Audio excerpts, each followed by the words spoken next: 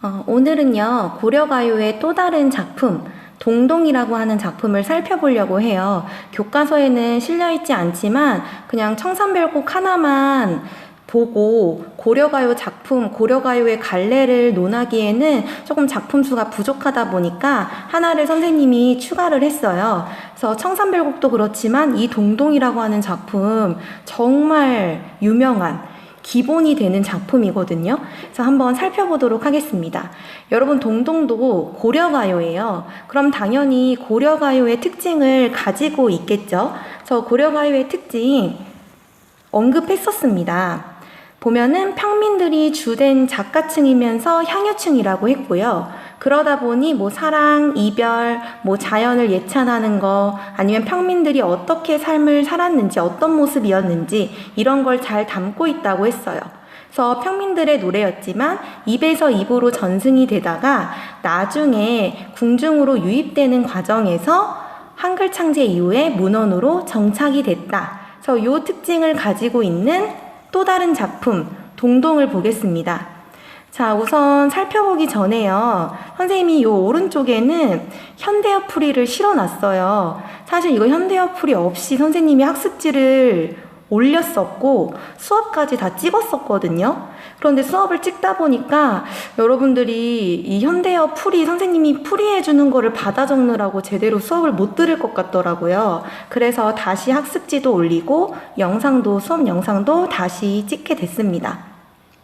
자, 우선 작품 내용 살펴보기 전에요. 동동 고려가요니까 고려가요의 특징을 잠깐 언급하고 갈게요.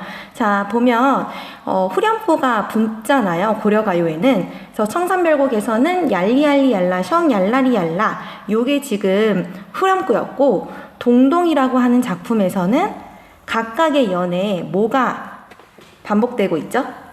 그렇죠. 아으 동동다리라고 하는 요 구절이 각 연에 다 반복이 되고 있습니다. 그래서 요 작품에서는 아으 동동다리가 후렴구에 해당이 돼요. 자, 그래서 1년부터 마지막 이거 총 13개의 연으로 이루어져 있거든요. 그래서 13개의 연에 모두 마지막에 붙고 있습니다. 그런데 얘도 마찬가지로 아으 동동다리 얘 작품의 내용과는 무관한 내용이거든요. 그래서 현대어 풀이에는 후렴구를 따로 풀이해 놓지 않았습니다. 어쨌든 후렴구가 있고요. 후렴구는 뭐 연을 구분해주는 그런 역할도 하고요. 그 다음에 형태적으로 통일감과 안정성을 주기도 하고요. 그 다음에 운율, 리듬감, 흥을 돋구는 역할을 하기도 합니다. 자, 그 다음에 요 작품 보면 순서가 이렇게 1, 2, 3, 4 이렇게 쭉쭉쭉쭉 내려가잖아요. 그래서 총 다음 페이지까지 보면 13개의 연으로 이루어져 있거든요. 이거 13개. 자, 그런데 보면요. 살펴보면 1년은 잠깐 제외하고요. 2년부터 봐보면 정월은 음력으로 따졌을 때 1월이거든요. 그 다음에 2월, 3월, 4월, 그 다음에 계속 보면 5, 6, 7, 8, 9, 10, 11, 12 해서 1월부터 12월까지의 이야기가 나와 있어요. 그래서 어떤 작품을 전개할 때 1월부터 12월까지 시간의 흐름에 따라서 지금 시상이 전개되고 있거든요. 그 다음에 또 보면 이따가 더 구체적으로 보겠지만 뭐 5월 5일에는 수린날이라고 해서 이게 단오 날이거든요. 이따가 다시 설명할게요. 5월 5일에 우리 뭐 전통적으로 어떤 행사가 있었는지, 그 다음에 또 뒤를 보면요. 7월은 백중이라고 해서 또 어떤 행사가 있거든요. 그 다음에 8월의 보름은 뭐 한가위 등등등등 이러면서 지금 시간의 순서대로 전개가 되면서 각각의 달에 우리가 전통적으로 어떤 삶을 살았는지 어떤 뭐 풍속이 있었는지를 담고 있습니다. 그래서 이런 형태의 작품을 우리가 월령체라고 해요. 그래서 잠깐 월령체에 대한 설명을 여기 옆에다가 적고 갈게요, 여러분. 월령체.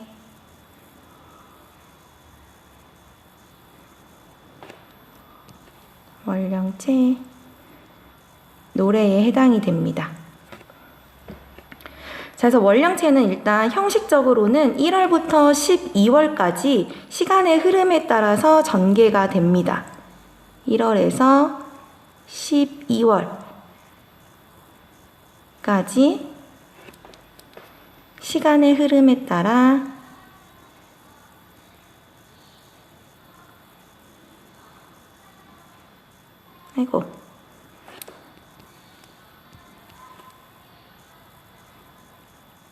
전개가 됩니다. 글씨가 미안해요, 여러분. 자, 그 다음에 내용적인 측면에서 보면은 각각의 달에 어떤 풍속들이 있었는지 이런 거를 다 담고 있거든요. 그래서 두 번째, 내용적으로는 그 달에 세시 풍속을 담고 있습니다. 여러분, 세시풍속이라는 게 뭐냐면요, 해마다 일정한 시기가 되면 되풀이 되는 우리나라 고유의 풍속을 세시풍속이라고 해요. 그래서 이따가 어떤 풍속이 담겨 있는지도 한번 살펴볼게요.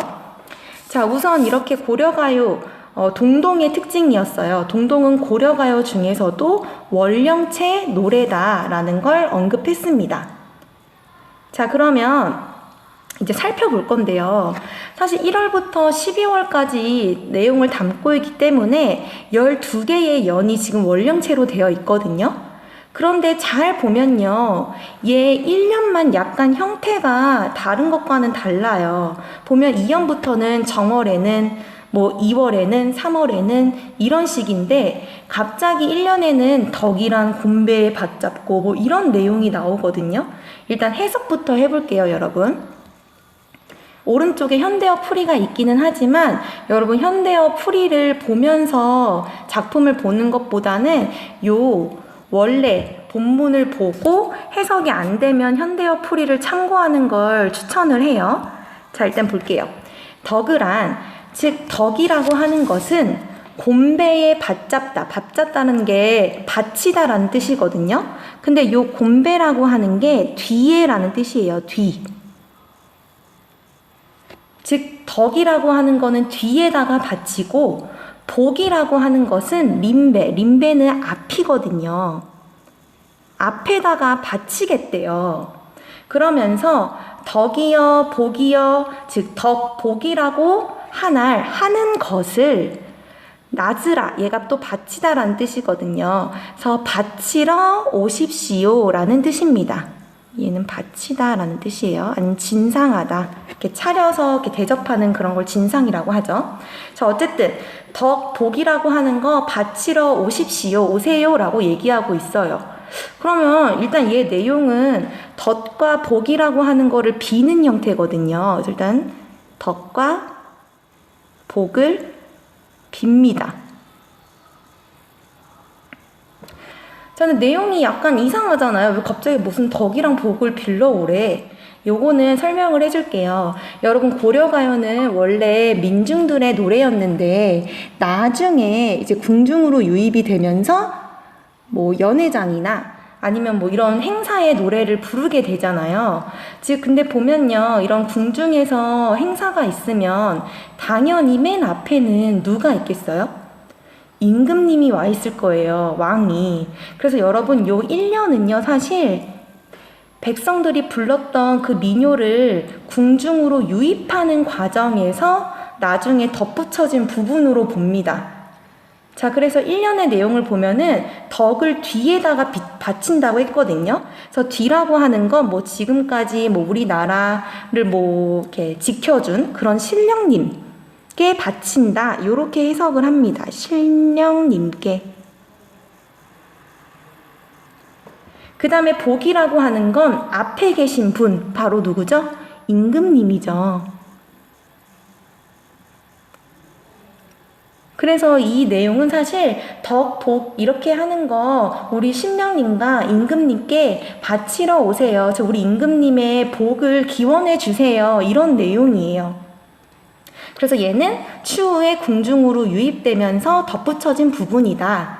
그러면서 혹은 또 이렇게 얘기하기도 해요. 후렴구에 의미가 없잖아요. 근데 아으 동동다리에서 동동이 이렇게 연애를 하면 당연히 뭐 율동 같은 것도 있을 거고 노래도 부르고 그 다음에 뭐 악기 같은 것도 연주하잖아요. 그래서 이때의 동동이 북소리, 왜 둥둥 이런 소리 나잖아요. 그래서 그거를 이제 표현한 거다라고 해석하는 사람들도 있어요.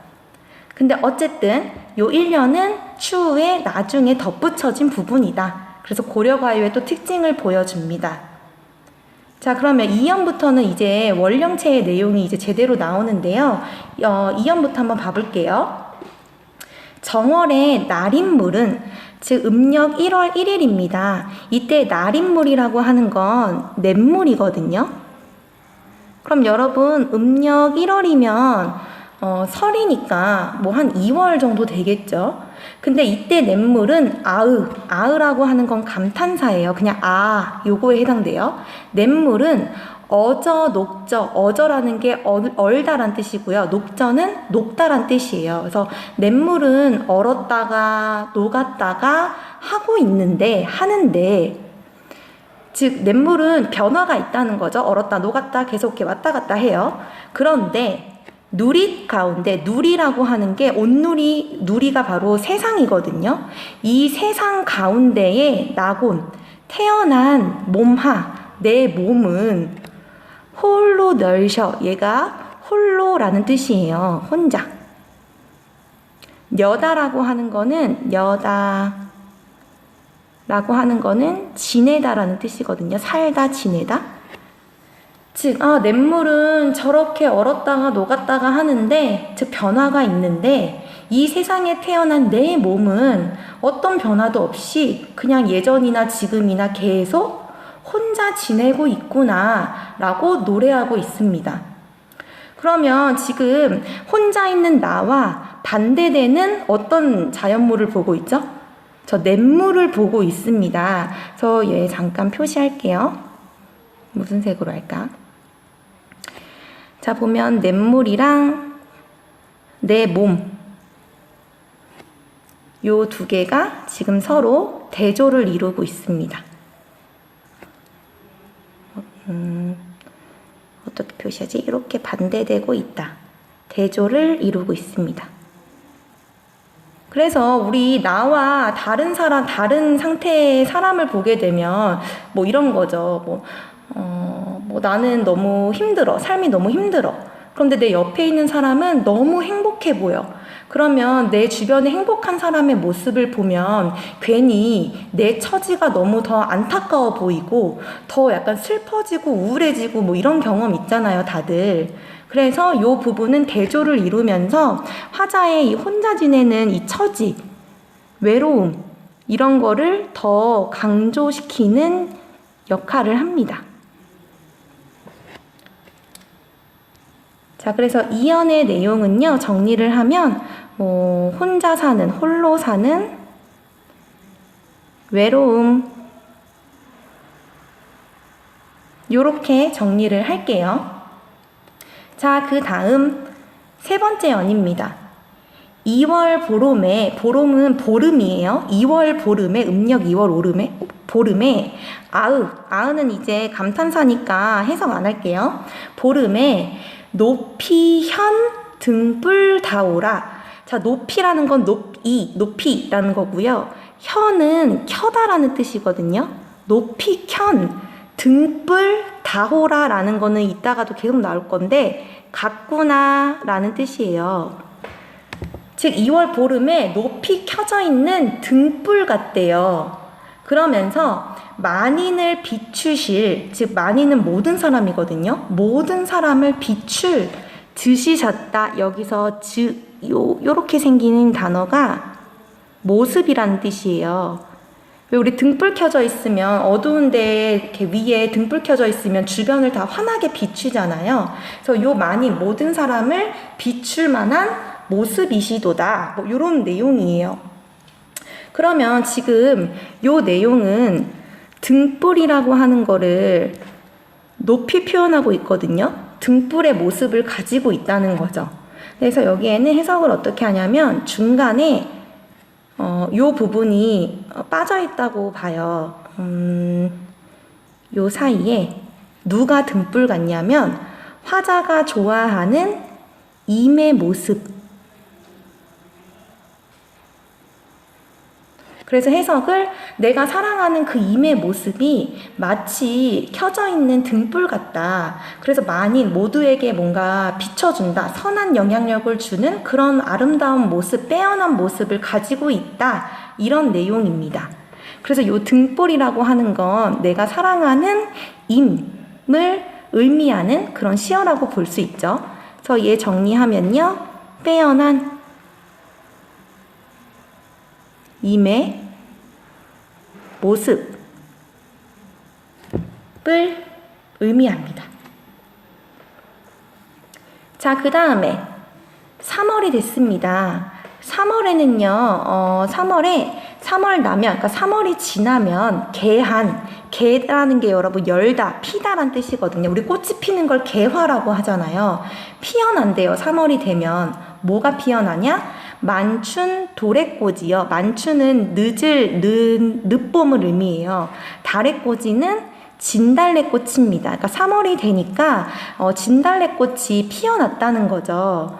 그런데 또 이런 얘기해요. 남이, 얘는 해석이 남, 그러니까 나 말고 다른 사람들, 남이 부러워할 짓을, 얘는 아까 단어 뜻 여기 설명했죠.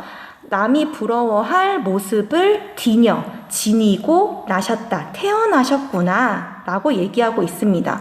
그러면 얘 진달래꽃 보면서 너 너무 예쁘다. 너 진짜 다른 사람들이 다 부러워할 그럴 모습을 가지고 태어났구나. 라고 얘기하고 있어요. 그러면 모두가 다 부러워하는 이 아름다운 달래꽃. 누구를 상징하는 거죠? 그렇죠. 등불과 마찬가지로 사랑하는 임을 의미합니다.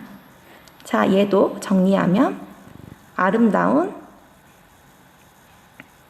임의 모습입니다. 자, 그 다음 넘어갈게요. 4월이 됐대요. 그래서 4월이 되니까 아니 니저라는 게 있다라는 뜻이거든요. 근데 잊지 않았대요. 그러면서 아니 잊고 오실셔 돌아왔대요. 누가? 꼬꼬리새가, 꼬꼬리는 꾀꼬리거든요. 그러니까 4월이 되면, 때가 되면 꾀꼬리가 다른 데 갔다가 돌아온다는 거죠. 자, 그런데 뒤에 볼게요.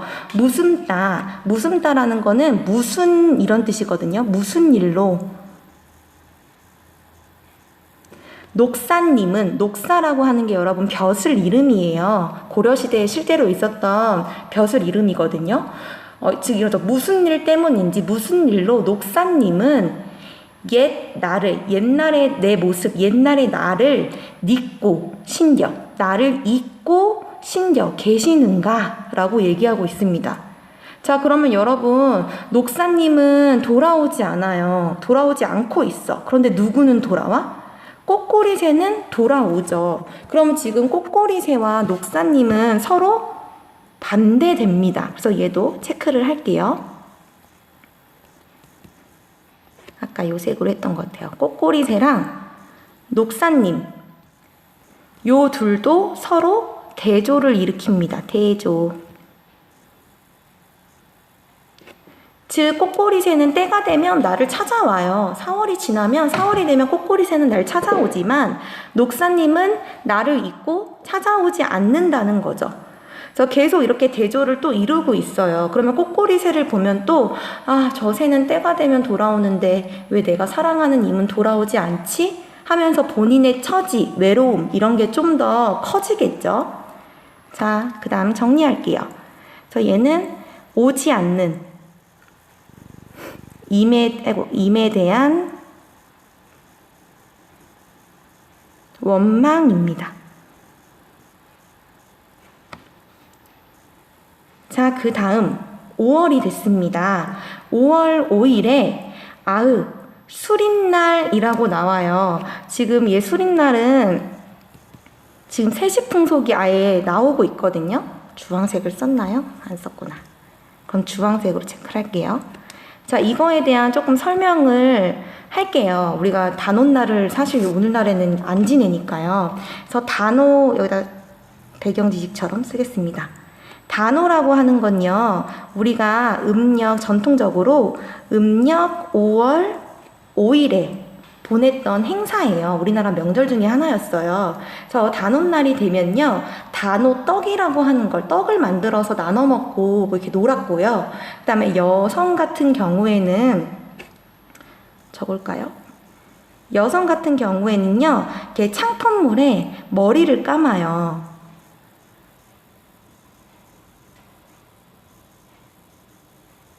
얘들아, 우리는 오늘날에는 뭐 샴푸, 뭐 이런 미용용품이 많으니까 머리 감는 게 뭐 당연한 거지만, 옛날에는 이렇게 항상 매일매일 머리를 감을 수가 없었다고요. 그래서 예전에는 머리를 잘 감지 못했기 때문에 단오날만큼은 창법물에 이제 머리를 감으면서 그렇게 약간 상쾌한 그런 날을 맞이했고요. 그 다음에 또 그네를 타면서 놀았어요. 그네뛰기. 그 다음에 남성들 같은 경우에는 뭐 다 같이 떡을 먹고 그 다음에 씨름을 하면서 놀았다는 거죠. 자, 그래서 요 단오날에 요런 행사는 사실 백성들, 민중들이 보내는 행사거든요. 그 내용이 이제 여기에 나옵니다. 자, 단오날 5월 5일에 수린날, 단오날 아침약, 이날 또 건강을 이제 기원하면서 이렇게 건강한 음식, 약을 이제 먹었다는 거죠. 아침약은 즈문이라고 하는 게 천이거든요. 천. 해를, 그러니까 천년을 장존, 오랫동안 살만한 약이라고 해서 받잡노이다, 바치나이다 라고 얘기하고 있습니다. 그럼 여러분, 이때 약은 누구에게 바치겠어요?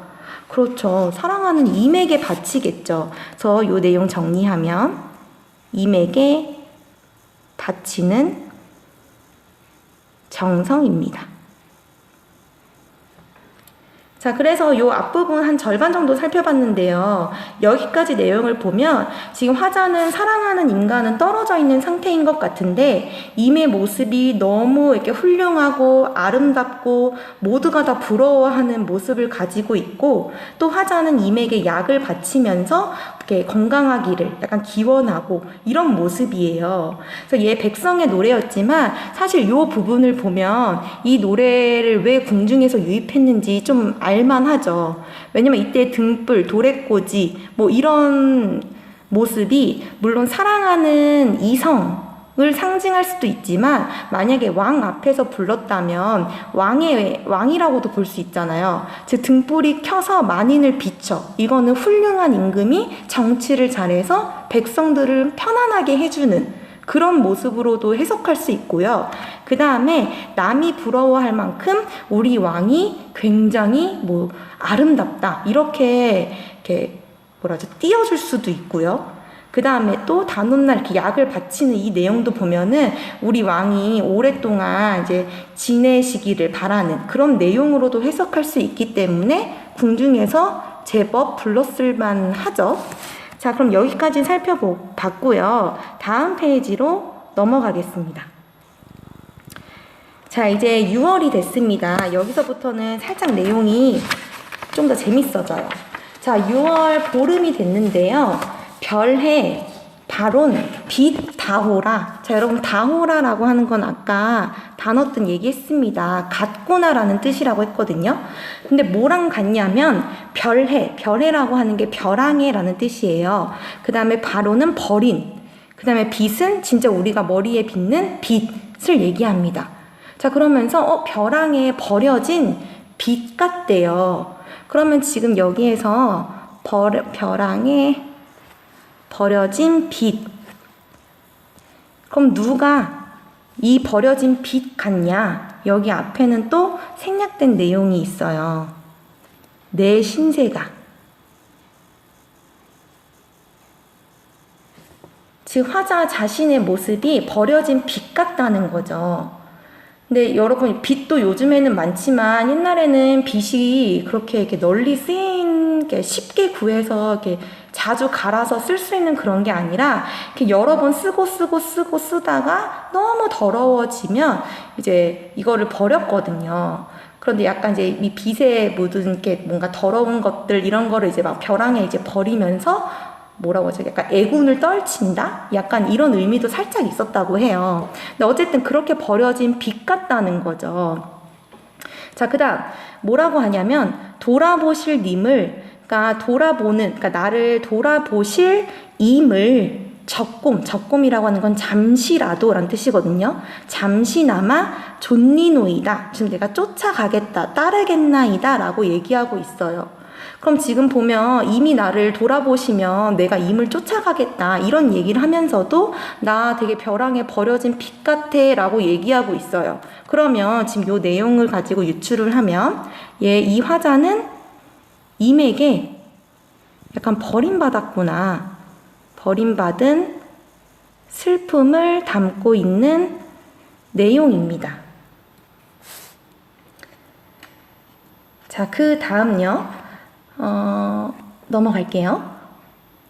자, 7월 보름에는요, 백종이라고 하는데, 백종이라고 하는 게 뭐냐면요, 온갖 음식, 100가지 종류의 뭔가 음식 이런 뜻이거든요.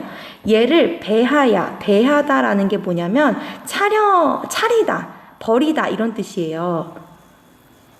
즉, 100가지의 뭐 음식물, 재물 같은 거를 내가 차려두고, 그 다음에 님을 한대, 사랑하는 임을 한대라고 하는 것은 함께란 뜻이에요. 여다는 아까 지내다, 살다란 뜻이라고 했잖아요. 임과 함께 살고자 소원입니다. 소원을 빕니다 라고 얘기하고 있습니다. 그래서 요거는 나 진짜 임이랑 함께 살고 싶어요 라는 내용. 임과 함께하고 싶음, 소원을 빈다는 거죠. 그래서 여러분 지금 잘 보면요, 보세요. 지금 화자가 사랑하는 임한테 버림을 받은 것 같은데, 그럼에도 불구하고 앞부분에서는 임의 모습을 막 찬양하고 임의 건강하기를 막 기원하고, 그 다음에 또 버림받았지만 나 임과 너무 함께하고 싶어 막 이런 내용을 얘기하고 있거든요. 그 다음에 자신을 빛에다가 비유를 했고요. 또 음식을 차려놓고 내가 소원을 빈다라고 했어요. 그래서 선생님이 개인적으로 화자의 성별을 구별하는 걸 그렇게 좋아하진 않지만 어쨌든 우리가 이 작품을 볼 때 화자의 성별은 여성, 남성 중에 누구에 가깝다? 저 여성에 가깝다라고 봅니다. 자, 근데 잠깐 여기서 하나 더.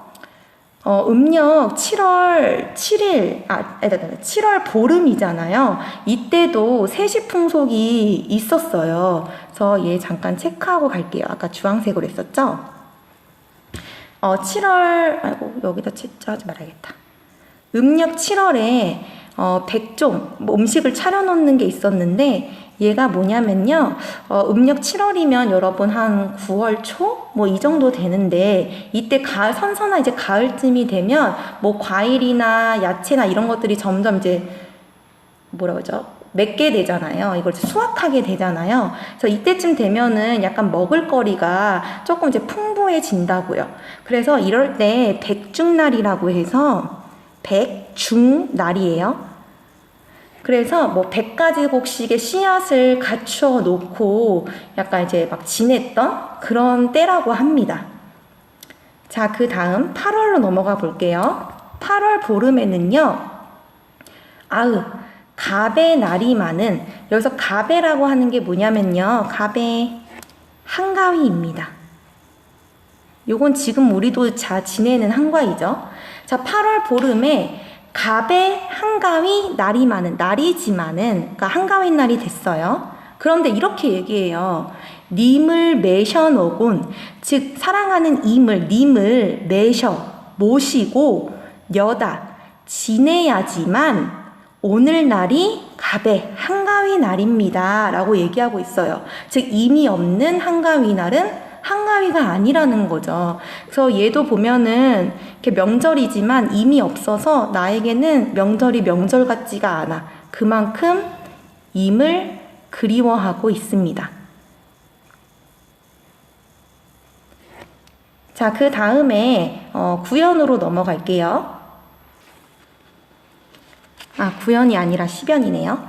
자, 음력 9월 9일입니다. 그래서 이때도 세시풍속이 있어요. 일단 설명부터 하고 갈게요. 음력 9월 9일. 음력 9월 9일은요, 중양절이라고 해서 중양절. 양이에요, 양. 중양절이라고 해서요, 이때는 이제 막, 이렇게 황화가 뭐냐, 황화꽃 이렇게 드는데, 이때는 국화꽃, 풍습 중에 하나가 국화꽃을 이렇게 전에다가 붙여서 이렇게 화전 이런 거죠. 꽃으로 이렇게 하는 전.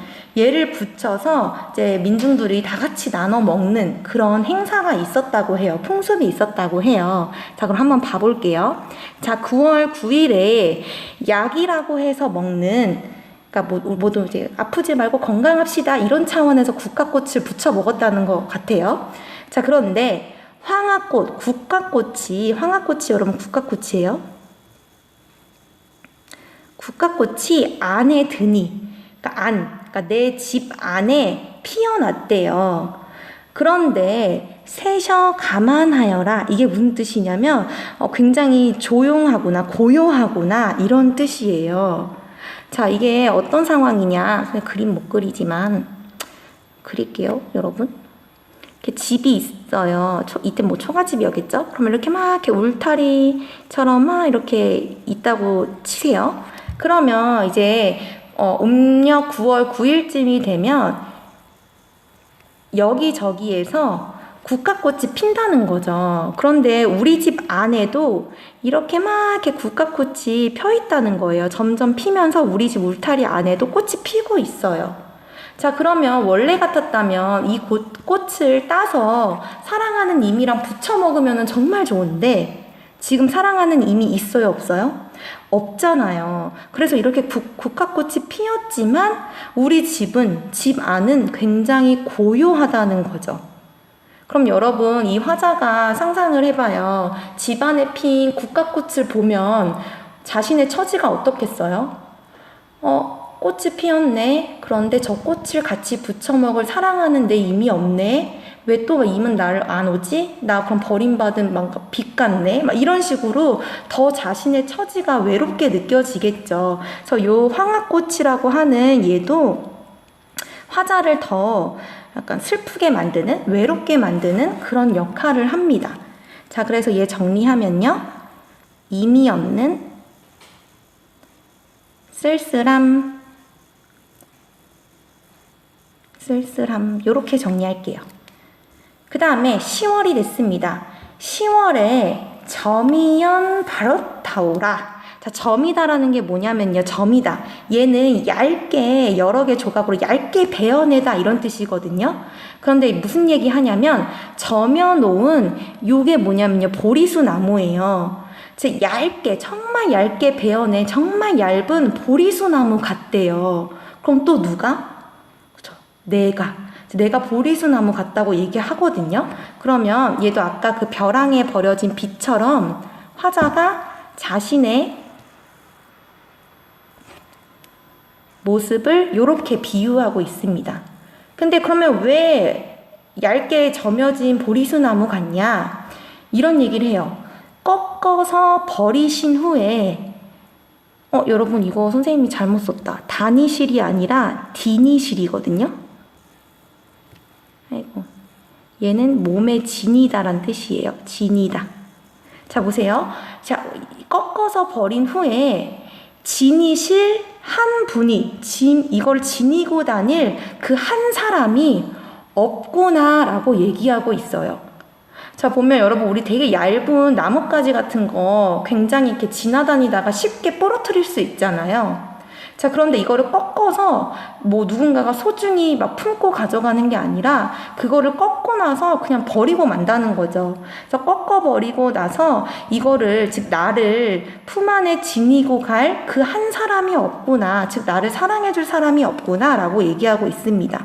그래서 얘도 아까와 마찬가지로 임에게 버림받은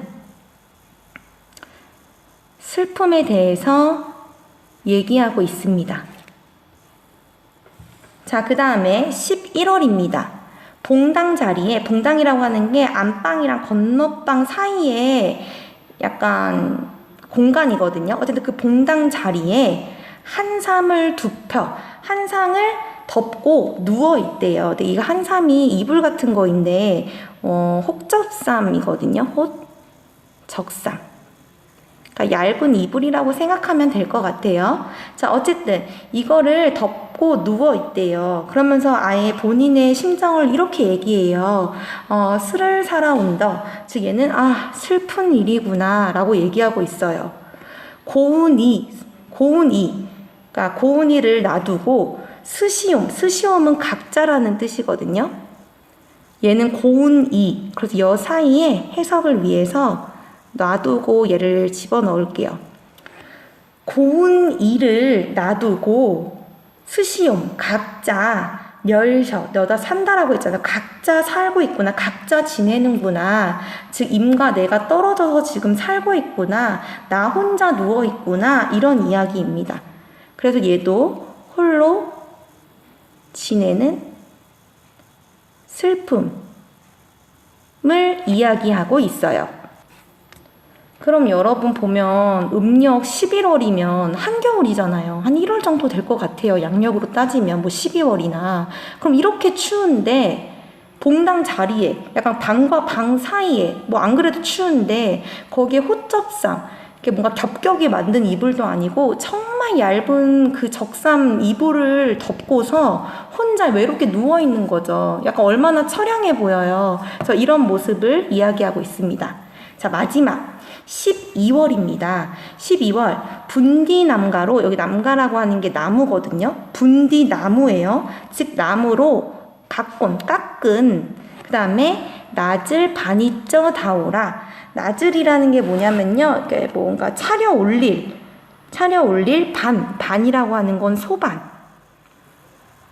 이렇게 뭔가 이렇게 조그만 뭐라고 하죠? 테이블이 아니라 이렇게 뭐라고 해야 되지? 이렇게 쟁반 같은 거, 그러니까 조그만 뭐 쟁반, 테이블. 그러니까 어쨌든 그 소반 위에 저라고 하는 건 젓가락이에요. 즉 분디나무로 깎아서 소반 위에 올려져 있는 그 젓가락 같대요. 이것도 누가? 내가 반 위에 그러면 이 젓가락이 본인 같다는 거죠. 그럼 이 젓가락이 지금 어떤 상황에 처해 있는지 볼게요. 님의 앞에 들어 어리노니, 님, 사랑하는 임의 알패, 즉 앞에다가 들어 어리노니, 즉 사랑하는 그 사람 앞에다가 이 젓가락 쓰세요. 즉 나를 약간 데려가 주세요. 나를 사랑해 주세요. 약간 이런 의미로 그 젓가락을 어리노니, 그러니까 가지런히 내려다 놨는데, 그랬는데 손이라고 하는 게 뭐냐면 손님이거든요. 손님이 가져다가 물어옵니다. 가져다가 물었대요. 즉 내가 사랑하는 임을 주려고 한 건데 엉뚱한 손님이 이 젓가락을 가지고 갔다는 거죠. 그럼 여러분 지금 상황이 얼마나 슬퍼요. 갑자기 엉뚱한 사람이 나타나서 나를 데려갔다는 거잖아요. 그래서 결국 나와 임은 인연을 맺었다, 못 맺었다? 못 맺었다. 그래서 임과 인연을 맺지 못한 요렇게 정리하겠습니다. 그래서 화자가 아까 여성이라고 했으니까 아무래도 추측한 건데 결국 자신의 정인과 이어지지 못하고 다른 사람과 뭔가 결혼을 했나 보다 라고 예측할 수 있습니다. 자, 그래서 여러분 동동 작품은 여기까지 살펴볼게요. 그래서 조금 현대 어플이 어려울 것 같아서 옆에다가도 써놨으니까 이거 참고하면서 공부하면 되겠습니다. 그럼 다음 시간에는 소단원 2 시조 3편으로 넘어갈게요.